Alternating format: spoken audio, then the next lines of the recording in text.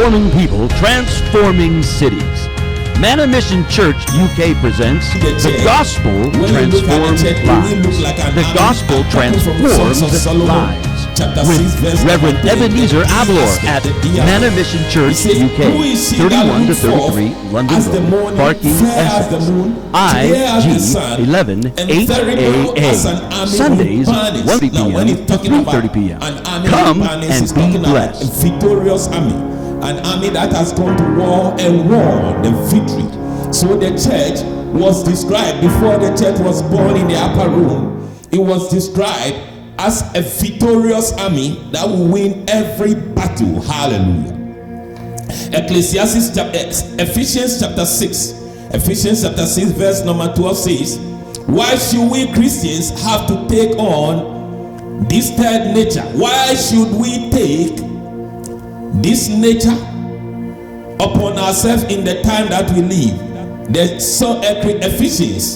Ephesians chapter 6 verse 12 says, for we wrestle not against flesh and blood, but against principalities, against powers, against the rulers of the darkness of this world, against spiritual wickedness in high place. Look at the appellation of things that were called. It said we are wrestling. The Christian life is a wrestle match on this earth until we exist. This life is a wrestle match, and wrestlers don't sit down quietly. The Christian life, every Christian has a battle on their hand, a battle we are facing. We wrestle not against human flesh, not flesh and blood. What we see on the outside is not what we are combating. The ideas, the ideology, the things we see on the outside that are revolutionizing against the church are not what we are seeing. Behind them, there are forces. Those forces are called principalities, and they are called powers. They are called rulers of darkness of the world. Rulers. They want to rule. They rule, territorial rulers. And against spiritual wickedness. Spiritual wickedness in high place. Last week we saw how Jesus drove out some of this spiritual wickedness in a man, and he became a formidable preacher in the Decapolis. These are the things you are combating. When you are having problem in your marriage, you are not fighting your husband, your man, your wife, or your in-laws. No, there are principalities and powers that combat. They militant against you. And you better have to be war ready. Every child of God, every Christian is a warrior. We don't have physical weapons and dress like the military, but the Christian life is a life of war. And Bible says we should arise and shine. And shine means we should arise and face that battle and win it. Hallelujah. The gospel transforms I love this. The gospel transforms lives. God has already said to us that we living in the world, we are living in the world of darkness. God is already warning us that we are living in a world full of darkness, a world in which darkness has not only covered the world but has covered the people. People have been covered with darkness.